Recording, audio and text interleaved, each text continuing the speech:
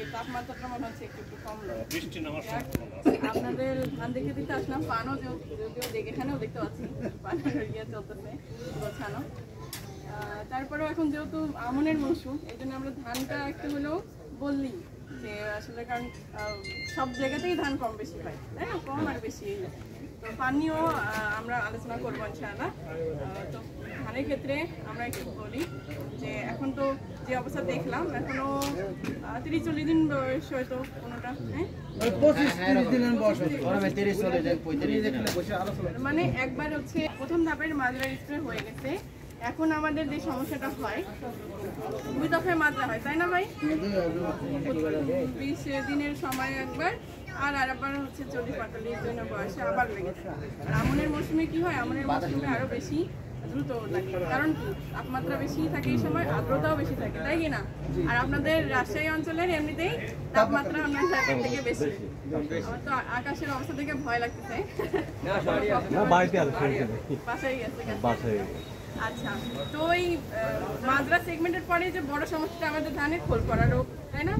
নেক blast, পাতা পড়া এবং পাতা পোড়া এবং খোল পড়া বা পাতার দাগ, আর হচ্ছে নেক ব্লাস্ট, যেটা উনি কিছুটা মেনশন করছেন। তো এগুলো হইলে কিন্তু এতদিনও কিছু সব কিন্তু মানে একদম মাটির সাথে মিশাই যাবে, কোনো রকমের ফসলই পাবো না। আর্দ্রতা বেড়ে গেলে ছত্রাকের আক্রমণ হয়ে যায়। আর ছত্রাকটা কেন আছে? কারণ আর্দ্র পরিবেশে ছত্রাকের মানে পুনর্জন্ম হওয়াটা খুবই মানে সহজতর হয়, অনুকূল পরিবেশে বাজি বলে। আর তাছাড়াও আগের যেই আপনাদের ফসল থাকে, আগের বছরে কোনো যদি ডেব্রিজ থেকে যায়, আমরা তো কিছু নাড়াটারাও থেকে যায় অনেক সময় দেখি, ওগুলাই আবার চাষ দিয়ে আবার লাগে পড়ে। কিন্তু কি হয়, ডেব্রিজ যদি পুরোটা আমরা ক্লিন না করি মাঠ থেকে, তখন ছত্রাকের জীবাণু থেকে যায়। আর ছত্রাকের জীবাণু সুস্থ অবস্থায় কিন্তু থাকতে পারে। পরবর্তী মৌসুমে যখন আবার আপনারা হচ্ছে এই ফার্টিলাইজার পুষ্টিকর মানে পুষ্টি ইয়ে করার জন্য যত কিছু দেয়, এটা থেকে কিন্তু ছত্রাক তার অনুকূল পরিবেশে আবার জন্ম নেয়, ছড়ায় পড়ে মাঠ। এই জন্য বলবো যে আপনারা কিছুদিন পর পরই কিন্তু চেক করবেন, কিছুদিন না রোজই একবার করে চেক করবেন। কারণ আপনাদের পচনটা আপনার যখন যে মুহূর্তে দেখেন তার বেশ কিছুদিন আগেই কিন্তু ওর লাগা শুরু হয়ে যায়। আমরা ফাইনাল রেজাল্ট হিসেবে দেখতে পাই যে ওর পচে গেছে, তাই না? আবার হচ্ছে ঘাড়ের জায়গাটা নেক ব্লাস্ট যেটা বলি, ওটার কারণে যে ভাই বলেন যে শীষ বেশি পড়ে গেছে, ওটা কিন্তু এই কারণেই হয়। আর ওটা তাৎক্ষণিক কোনো ঘটনা না, আগে থেকেই ছত্রাকের আক্রমণের কারণে ভিতরে ও শেষ হয়ে যায়, ফাইনালি কি ড্রপ হয়ে যায় শীষটা এবং আমার পেটে হয়ে যায়। তো এই জন্য এতদিনের মানে এত পরিচর্যা, এত কিছু দেওয়া কিন্তু নিমিষেই শেষ যদি আমরা ছত্রাকনাশক না ব্যবহার করি এই সময়। আর সেটার জন্যে ভালো একটা ছত্রাকনাশক ব্যবহার করা খুবই জরুরি। কারণ এমনি আবহাওয়ার কারণে যতটুকু যায় জমিতে, তাই না, প্রত্যেক ফসলে, কিন্তু এমনিতে মাটির জন্য খুবই খারাপ, তাই না? তাই কি না? একসাথে যদি এখন প্রকার বিষই তো, যদি র ম্যাটেরিয়াল বিষ, যেটা মানে মডিফাই করা না, মডিফাই কি হবে, মডিফাই করা মানে পরিবর্তন করে দেওয়া, যাতে ওর কাজটা করে নিষ্ক্রিয় হয়ে যায়। এরকম ভালো কোম্পানির পিছনে অনেক লাখ লাখ টাকা, কোটি কোটি বিলিয়ন ডলার খরচ করে কিন্তু মডিফিকেশনটা করে, একটা নির্দিষ্ট সময় পরে জিনিসটা অনেক অকার্যকর হয়ে যায়। ওর কাজ শেষ করেই ও কিন্তু অকার্যকর হয়ে যায়, তখন পরবর্তীতে মাটির ক্ষতি করে।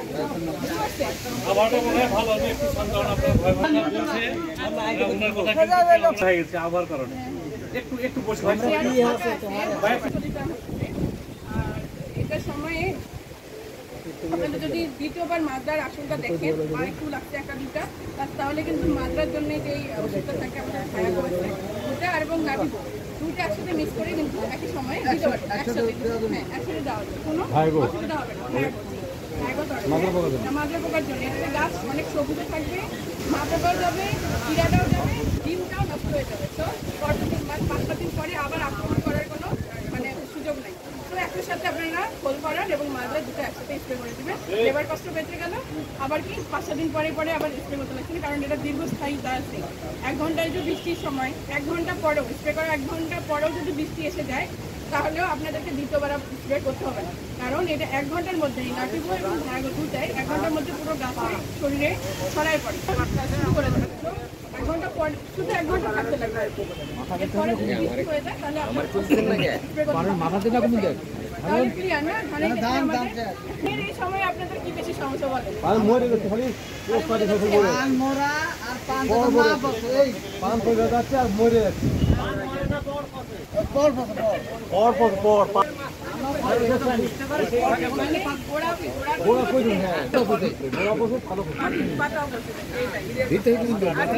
ওড়াটা হচ্ছে আমাদের ওড়া পছন্দ আমাদের সবথেকে হয়, কানের পছন্দ একদম সবথেকে হয়, আবার পোকার লাগার পরে এই সময় সবথেকে ছড়ায় যায়, আর্দ্রতা একসাথে মিলায় সবথেকে দ্রুত পরিমাণে মানে ছড়ায় পড়ে পুরো মধ্যে শুকিয়ে মরছে, তারা ধরে মরে যায়। জি জি। আচ্ছা, এটার জন্য কি মানে আমাদের কি শিডিউলটা মেনে করতে লাগে? আমার যদি ভাই এখন লিখতে চান যে আপনারা একটু অ্যান্ড্রোকল আর সলোমন প্রথমে স্প্রে করে দিবেন, তারপরে 5-7 দিন পর আবার বলবেন। আপনারা কি করলেন, ওই অ্যান্ড্রোকল আর সলোমনই একবার মেরে দিয়ে 3 দিন পরে বলছেন ভালো না কি করতে লিখতে বললো, ওইটাই আবার এটা কিন্তু না, 5-7 দিন পর পর আমাদের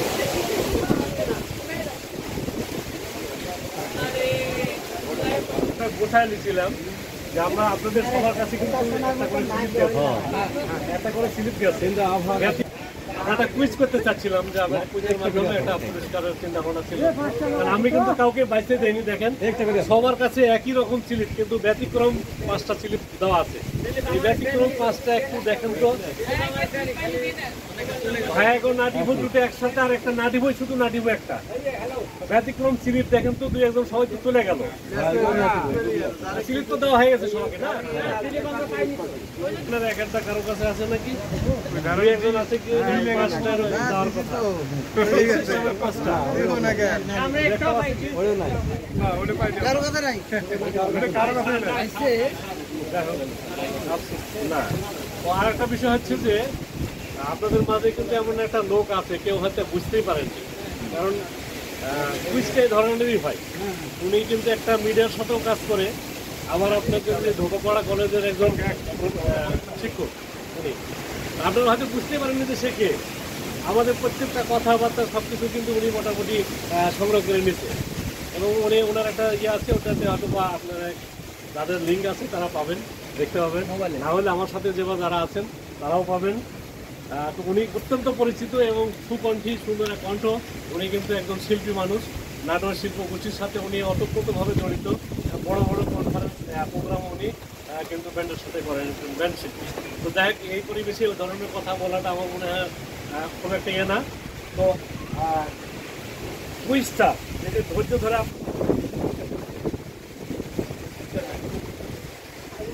তালিকায় থাকবে, ভবিষ্যতে কোনোদিন আসলে কোনো এক পরিবেশে আবার আপনাদের মাঝে হয়তো